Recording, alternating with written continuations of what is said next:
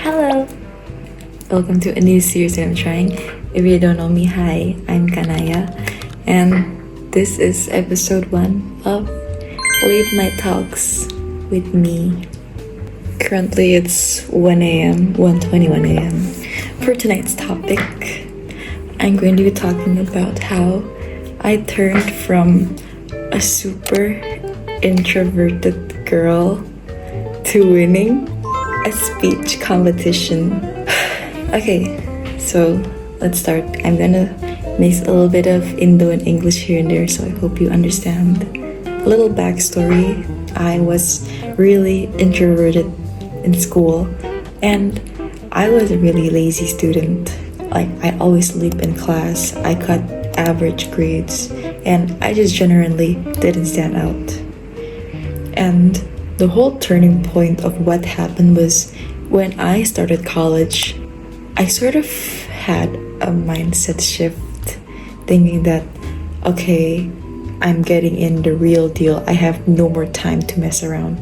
So that's when I decided in college I wanted to make a whole new version of myself. I wanted to become different. I wanted to be more active and stuff like that. Even when I thought about that, I still struggled with public speaking. I've actually sort of had a fear of public speaking since, not really a fear, I was just bad at it. I really couldn't do presentations even from school on its own. When I presentate, ako tuh belibet. I like to speak really fast and mess up my words, and that just makes me not confident at all. Fun fact, pas aku mulai ikut panitia, I join acara, divisi acara, and aku tuh selalu bilang ke yang wawancara ke aku nggak bisa MC. And so how come did I change that? The first time aku MC itu kegiatan Pemira, where I helped my friend become their MC, and it was so bad. Oh my god, like, it was really bad. I remembered I talked so fast and aku belibet a lot of the times. But that was the start of it all. That was when I realized, even though it's so scary, it's actually not that bad. And then after that, I tried again. Aku jadi MC untuk lomba. Not the caster, tapi kayak aku MC pas mau bukain acaranya, awardingnya. Like, I wasn't good, but it's not bad. I can overcome this. And then I became an MC again for the opening of Archfest, and this time I got to do it in English, which I am much more confident with. And I remember it went quite well for the English one. I guess I'm just more confident in speaking in English in general. And after that, I got my first MC job. Even though it's still like in the campus territory, I still consider it a job because I got paid. But yeah, I got to become an MC for Asian summer program. After that, I decided to join an English speech competition. Why? Because I have nothing to do. Okay, winning a competition, especially a speech competition, was definitely not in my goals, not in my bingo card. But I did. With this semester, I decided to stop joining panitia and to more focus on studies. And because I'm not joining any more panitia organizations, I realized over how much spare time I have. And then I thought about, like, wait, what if I use this time to join a competition? And so I looked for competitions that I could join.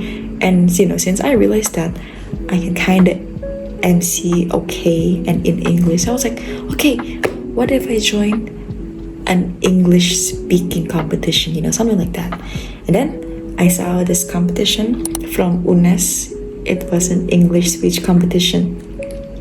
And then I read about it, and then all I needed to do is to send a video of me making a speech about how AI is a threat, or is it wait, what was it? all I needed to do was make a video with the theme of, is AI a threat or is it great for the future, something like that, in Indonesia, of course. And there were a few sub-themes that I could choose. And so I was like, okay, that sounds quite easy and I can, look up into that. So I registered, and the theme I chose was, the sub-theme I chose was how AI affects Indonesian politics.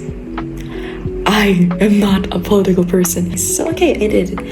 I made a script, I recorded the video, and I had no hopes. Like, I wasn't expecting much. All I thought was like, okay, if I win, good. If I don't, whatever, I tried. Toss, toss.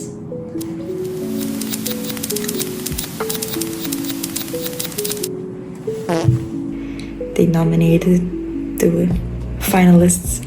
I saw my name and I was like, in the finals when I went to Semarang. When I was at the campus, I saw the other finalists. They printed their scripts out and they memorized it, and I went there bringing nothing. All I brought was just my phone and other essentials, but I was definitely not prepared. And I sort of felt insecure. I was like, oh my god, I'm so not prepared like these people are. I'm pretty sure they practiced way much more than I did. I practiced like one night before the final. Of course, I was very, very nervous for coming up to stage. I remember I was sweating a lot. I prayed to God because I was so nervous. But yeah, I went on stage and now cue this adorable grandfather dancing with his cat. These campaigns actually went viral. And I'm sure you've seen it to your For You page at least once or twice. But this shows AI's power to create a whole new image of himself. I did. And something that I'm really proud of myself till this day is, I remember the judges commented to me about how I appeared so confident, about how I can bring this topic so well. And I really think that that's such a nice thing to hear about myself, because I remember how I used to be so insecure about how I could barely speak in public in general. And they even asked me if I had a mentor, which is crazy because I did this all on my own. And for mentor, I actually do not have a mentor. I made my... Okay, I'm not like an expert, but as someone who has slightly gotten better at public speaking than before, here's some things that I've learned. First of all is you need to know what you're talking about, and you need to be the person that teaches people about it. I don't know if I'm saying this right, but when you talk in front of people, when you're the center of attention as of now, you need to understand fully of what you're presenting. That's why I don't like remembering scripts. Because remembering scripts, it's like nothing goes in your brain except words that probably don't mean anything when you don't understand. Because what's the point of you remembering a whole paragraph but you don't understand any of it, like you just only remember the words? When you're presenting, it's like you're the teacher there and you want people to know what you're talking about.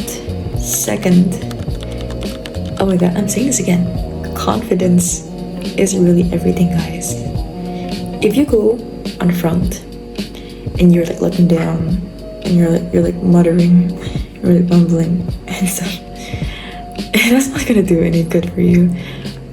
I know being in front is very scary. Even till this day, to me, even before I presentate, I still get nervous, I still shake, I still get sweaty.